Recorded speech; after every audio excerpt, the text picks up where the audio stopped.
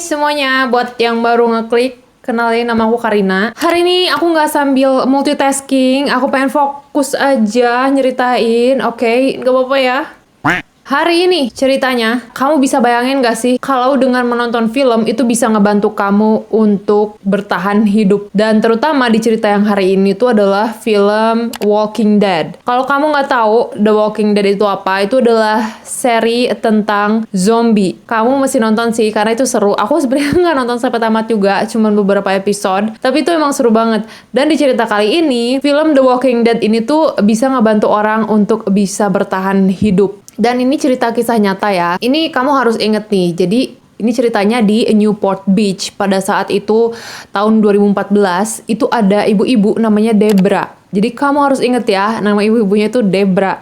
Jadi Debra ini tuh dia tajir, dia pebisnis, perempuan independen lah ya. Dan juga dia adalah seorang single mom dari dua anak gadis. Aku bakalan menyebut ini para gadis, oke? Dan waktu itu, waktu kejadian ini tuh si para gadis ini umurnya 20 tahun. Jadi udah cukup dewasa lah ya. Debra ini adalah seorang perempuan single mom yang bisa dibilang sukses. Jadi bisnisnya itu tuh di bidang desain interior, terus juga dia juga punya bisnis kayak bisnis yang bantu orang untuk pindah rumah gitu loh. Terus dia juga punya bisnis bunga. Dan yang pasti Debra ini adalah seorang ibu yang baik, yang banyak disukain oleh para tetangga, terus orang-orang sekitar gitu ya, karena reputasinya juga bagus gitu. Sampai suatu hari Debra ini mikir kayak, aduh bosen nih gitu ya, single mom terus, aku kok kayak pengen nyari pasangan, aku pengen nyari suami baru gitu ya. Debra pun langsung nyari kemana ya? Oke, kita coba cari di internet. Akhirnya Debra pun membuat akun dan nyari-nyari di internet kayak di situs-situs pencarian jodoh gitu. Debra pun match sama seorang pria yang nama internetnya itu Dirty John. Kalau misalnya kamu nggak tahu Dirty John itu artinya apa, ini mungkin secara kiasan aja. Dirty John itu kayak John yang kotor, tapi kotornya bukan kotor literally mungkin ya. Entah kenapa Debra waktu itu langsung chattingan sama si John ini dan merasa, wah klik banget nih. Dan di bio-nya itu John nulis kalau dia adalah seorang dokter, dia sempat menjadi dokter tentara di Irak, Iran gitu ya. Yang sekarang dia pindah ke Newport Beach, dan dia juga lumayan good looking, dia sedang mencari istri. Chattingan sama Debra beberapa hari gitu ya. John pun akhirnya mengajak Debra untuk berkencan tuh. Dan hal yang disukain sama Debra itu bukannya karena John katanya dokter atau katanya tajir, bukan itu. Tapi karena John itu ngelakuin hal-hal kecil yang so sweet. Jadi ini note nih untuk para cowok-cowok yang ngedengerin cerita ini. Cewek itu kadang-kadang nggak butuh kayak hal-hal yang besar, tapi hal-hal yang kecil aja yang so sweet gitu. Kayak misalkan si John nih pas kencan pertamanya itu John kan bawa mobil, terus dia nggak yang kayak ngeklakson gitu atau nggak ngechat nih aku di depan rumah, nggak kayak gitu. Tapi John tuh yang kayak turun dari mobil, ngetuk pintu rumah dan bilang permisi nyari Debra gitu. Selain itu pas Debra udah keluar mau naik ke mobil, John membukakan pintu mobilnya untuk Debra. Jadi Debra merasa, wow aku merasa seperti princess gitu ya dibukain pintu mobil gitu. Debra suka sama hal-hal kecil ini dari si John ini. Ngerasa klik gitu ya. Aku merasa jatuh cinta sama si John, dan si John pun sepertinya juga jatuh cinta sama Debra. Kita nggak tahu ya kan. Dan John mengajak Debra kencan di restoran yang mewah, yang mana itu bikin Debra ngerasa wah bener nih kayaknya si John ini emang beneran tajir nih gitu. Selain itu John juga ngebayarin makan di kencan pertamanya, dan juga kalau kata Debra si John itu adalah seorang pendengar yang baik gitu. Karena kita semua tahu ya, nggak semua orang bisa menjadi pendengar yang baik ya nggak sih? Setelah kencan pertama, pasti muncul dong ya kencan-kencan selanjutnya karena mereka ngerasa cocok nih. Di kencan yang kedua nih, si John nyamper ke rumahnya Debra. Pakai baju apa? Pakai jas dokter. Dan ini bikin si para gadis anak-anaknya Debra ini ngerasa kayak ini cowok kok mencurigakan ya gitu. Si para gadis nih anaknya Debra ini ngerasa ini kayaknya nggak cocok deh nih cowok buat mama aku gitu. Tapi karena Debra emang ngerasa kalau ini para gadis nih emang selalu nggak suka nih kalau aku bawa cowok baru ke rumah. Mereka selalu kayak nggak suka sama calon-calon yang aku bawa gitu. Jadi begitu si para gadis ini bilang, "Mah, kayaknya itu cowok nggak bener deh. Si Debra itu nggak percaya gitu aja gitu, karena Debra ngerasa kalau para gadis mah emang selalu gitu sama cowok-cowok yang dia bawa gitu. Jadi Debra tuh kayak bodo amat lah, yang penting aku happy, yang penting aku jatuh cinta sama si John dokter ini gitu ya. Terutama yang bikin Debra sangat jatuh cinta sama si John ini ya karena Debra merasa dia sangat amat dicintai di usianya yang sudah tidak muda lagi. Karena kan Debra udah ibu-ibu, terus dia bisa dapat pacar seperti John yang baik, yang selalu ngedengerin dia kalau dia curhat, selalu mijitin dia kalau dia lagi capek, dan perhatian lah sama hal-hal kecil gitu. Sehari sebelum Thanksgiving, jadi ini posisinya kayak 2 bulan setelah Debra dan John berkencan di tahun 2014, itu ibunya Debra alias neneknya para gadis itu mau pindah ke rumahnya Debra gitu. Dan pindahannya itu dibantuin sama si John. Si para gadis juga kan ngebantuin neneknya mau pindahan ya kan. Tapi kok si para gadis ini ngerasa kayak, kok ini banyak barang-barangnya John ya? Yang mau pindah kan neneknya, kenapa ada barang-barangnya John? Ternyata John itu juga ikut pindah ke rumahnya Debra, padahal baru 2 bulan pacaran, tapi udah pindah serumah gitu ya. Si para gadis ini kayak nggak rela juga ibunya pacaran sama cowok kayak gitu. Si para gadis ini juga bilang dong ke Debra, "Mah, ngapain sih tuh cowok pindah ke rumah kita gitu ya? Mama kan baru kenal 2 bulan gitu." Dan tetap aja Debra, si emaknya itu tetap ngebelain John gitu, saking cinta butanya sama John. Dan bahkan ketika si para gadis ini kayak nanya ke ibunya gitu, ke si Debra, "Ma, ngapain sih si John gitu ya pindah ke rumah kita?" Tiba-tiba si John muncul gitu ya. Dan si John tuh langsung kayak bilang ke si para gadis ini, "Alah, kalian egois, kalian tuh cuman pengen mama kalian buat kalian doang kan?" Nah, terus akhirnya mereka pun berantem, drama banget. Si para gadis ini bilang, yang ada tuh lu mau ngejauhin kita dari mama kita sendiri gitu ya. Mereka pun berantem, akhirnya lerai sama si Debra. Bahkan saking pusingnya nih si Debra tuh sampai pergi ke psikolog pasangan, dan psikolognya itu menyarankan Debra untuk ya udah kamu kasih aja batasan antara hidup pribadi kamu sama anak-anak kamu. Karena kan biar gimana pun kamu juga butuh pasangan, kamu butuh nyari pacar ya kan. Dan akhirnya Debra pun kayak berusaha untuk ngasih batasan lah untuk anak-anaknya dan juga sama untuk pacarnya. Bulan depannya, bulan Desember 2014, Debra itu ada kayak semacam acara bisnis lah ke Las Vegas. Nah, John yang katanya dokter ikut Debra untuk perjalanan bisnis ke Las Vegas. Dan di Las Vegas tiba-tiba John meminta Debra untuk menikahinya di Las Vegas. Dan ini aneh gak sih? Maksudnya untuk apa nih dokter yang sesukses John harus nikah secara diam-diam di Las Vegas? Jadi ya mereka nikah yang gak ada yang nonton, gak ada keluarga yang jadi saksi kayak gitu, tapi mereka cuman kayak pergi ke gereja terus mereka nikah terus udah sah gitu. Nah, setelah itu kan bulan Desember 2014 udah mau Natal.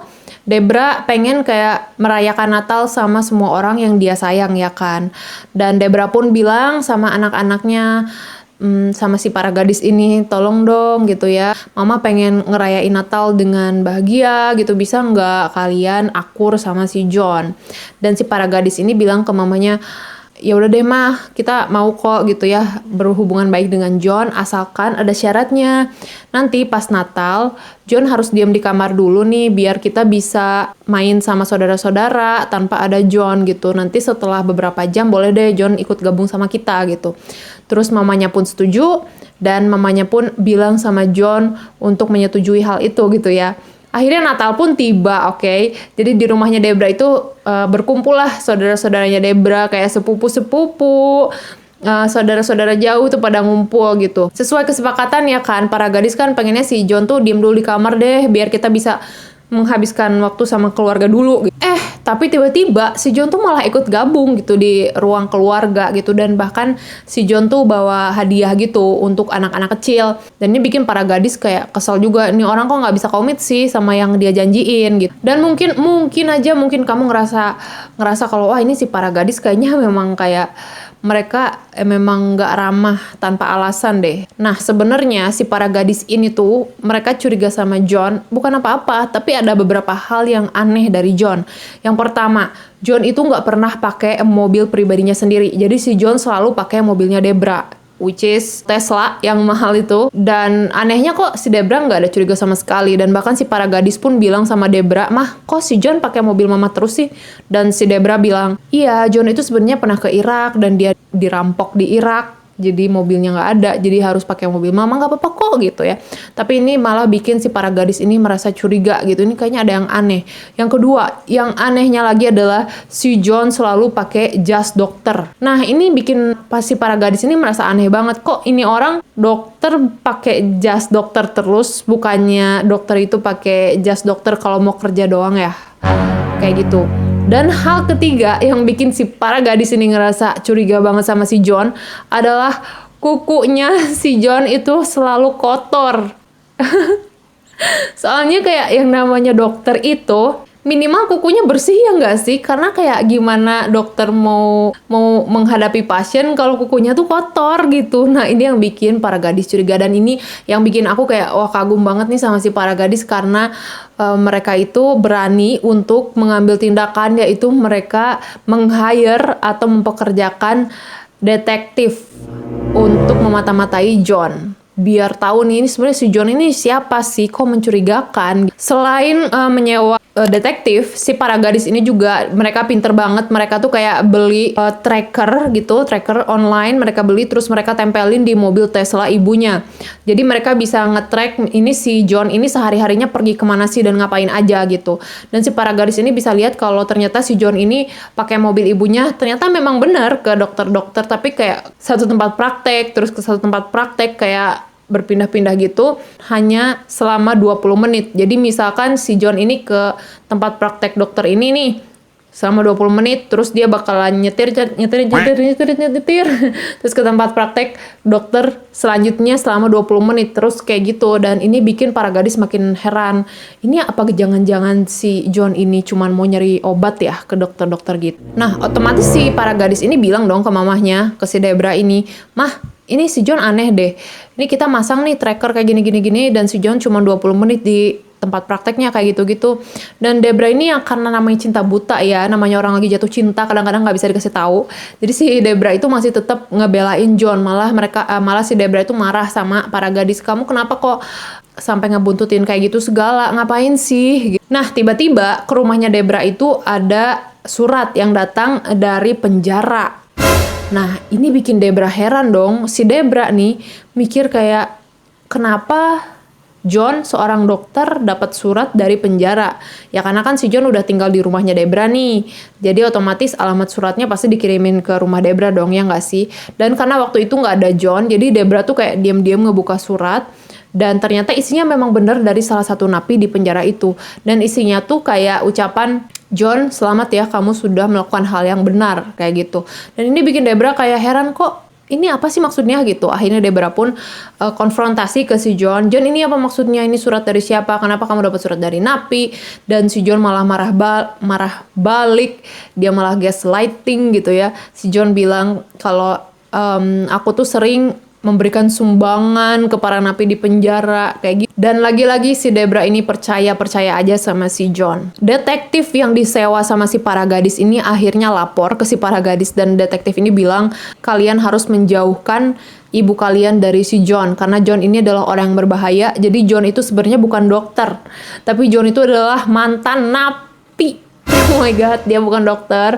Tapi dulu katanya si John ini sempat jadi perawat, dan bahkan itu pun kayak bertahun-tahun yang lalu. Itu udah lama banget. Jadi John sekarang udah gak punya pekerjaan sama sekali. Nah, 4 bulan setelah John tinggal di rumah mereka, si para gadis ini tuh punya ide nih. Sekali lagi ya, karena si para gadis ini termasuk pinter banget kalau kata aku.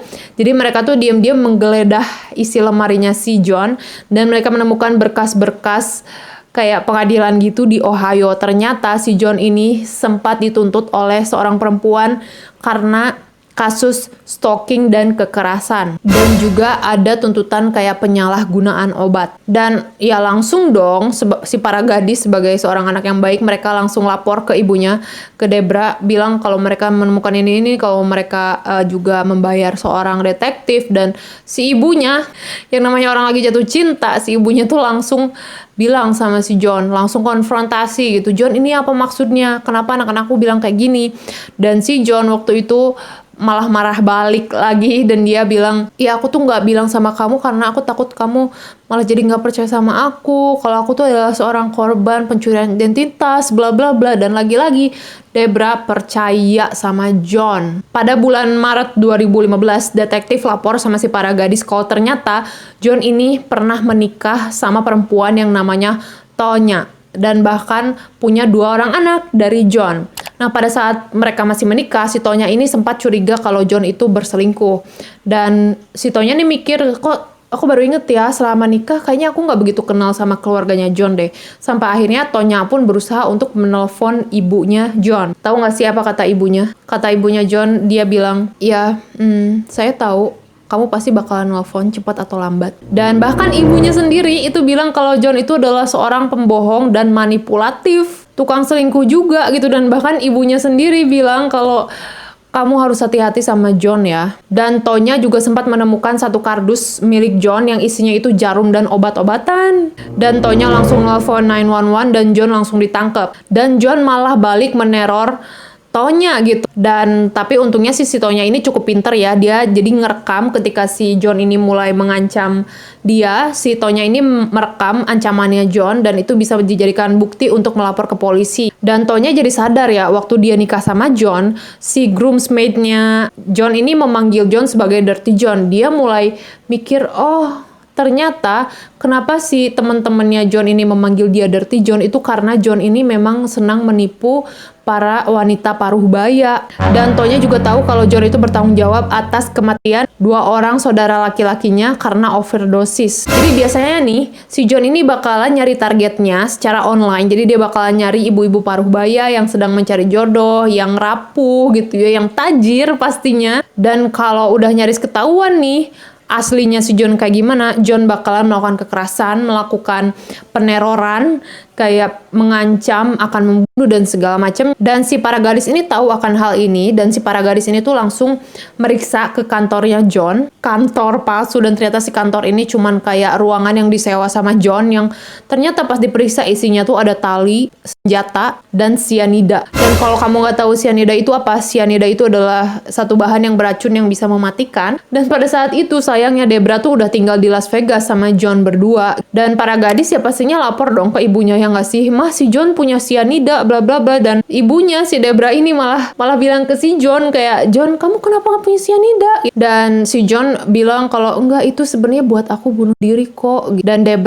untungnya Debra mulai sadar dari sana dan Debra kayak pura-pura percaya, oh iya gitu. Dan dari Vegas, Debra langsung terbang sendiri pulang ke rumahnya ke Newport Beach itu. Kayak ya pelan-pelan meninggalkan John gitu. Jadi udah nggak pernah ngabarin lagi gitu. Tiba-tiba si John mulai gila gitu ya. Si John mulai meneror semua kliennya Debra. John kayak mengancam akan menghancurkan karirnya Debra dan bahkan mengancam akan menyebarkan foto bugilnya Debra. Berusaha untuk merusak reputasinya si Debra ini. Dan bahkan si John ini sempat mencuri mobil Teslanya punya Debra dan membakar mobil Teslanya itu. Gila gak sih? Saking takutnya nih si Debra, dia udah ngerasa nggak aman di rumahnya sendiri. Jadi si Debra tuh tinggal di motel sama para gadis nih. Dan si Debra ini sampai takut pergi ke tempat umum. Tanggal 19 Agustus 2015, Debra mulai tinggal di salah satu apartemen anak gadisnya itu loh. Dan si Debra tuh mikir kayak nggak mungkin banget nih si John tahu apartemen anak gadis ini di mana karena dia nggak pernah sama sekali pergi ke apartemen itu. Nah, tiba-tiba ketika si Debra ada di dalam apartemen anaknya ini, tiba-tiba si salah satu anak gadis itu gedor-gedor pintu gitu. Mah buka. Masuk terus langsung dikunci pintunya dan si anak gadis ini bilang sama Debra, "Mama, itu di depan ada si John, aku takut banget." gitu ya. Anak gadis yang lain yang satunya lagi itu lagi jalan-jalan keluar ngajak anjingnya gitu loh, jalan-jalan sore gitu. Dan dia sama sekali nggak tahu kondisi deket apartemen itu kayak gimana. Dan ketika dia udah kayak di area parkirnya gitu, tiba-tiba si anak gadis yang lagi bawa anjing ini kaget karena dia bertatapan persis sama John. Tiba-tiba rambut si anak gadis ini dijenggut sama si John. Terus langsung ditonjokin gitu, langsung dibawa ke bagasi mobil. Si anjingnya yang mengerti tentang situasi ini, anjingnya tuh langsung menyerang John, menggigit kakinya John. John mulai memukuli si gadis ini pakai alat-alat yang dia bawa, dan si gadis ini juga ngelawan nih karena si gadis ini tuh seneng nonton The Walking Dead, film zombie, jadi dia tahu gimana caranya membunuh zombie, iya nggak sih? Dan salah satu cara untuk membunuh zombie adalah tusuk ke kepala dan juga ke bola mata, dan itu yang dilakuin sama si gadis ini. Dia nusuk kepala dan juga bola matanya John, dan dia langsung lari ke apartemen gitu. Polisi pun langsung datang ya, karena kan ini siang-siang gitu, banyak yang lihat tetangga, jadi udah banyak yang nelfon 911. Polisi pun udah datang, dan John memang langsung meninggal di tempat gitu. Dan untungnya sih di sana kan ada CCTV ya, jadi itu udah jelas banget kalau itu adalah self defense. Akhirnya setelah berbulan-bulan kejadian itu pun si gadis ini dinyatakan tidak bersalah oleh pengadilan karena itu adalah salah satu bentuk pembelaan dirinya sendiri. Nah, menurut kamu gimana nih? Kalau misalkan dari cerita ini jadinya kayak kita apa sih, mikir juga ya, oh ternyata kalau kita nonton film juga itu bisa ngebantu kita, ngasih kita pengetahuan untuk bisa ngelawan orang-orang jahat gitu. Tapi jangan coba-coba juga sih, kayak gitu bahaya ya kan. Pokoknya stay safe everyone. Jangan lupa di like, di komen, di share. Makasih banyak yang udah nonton. Sampai ketemu di video selanjutnya. Bye-bye.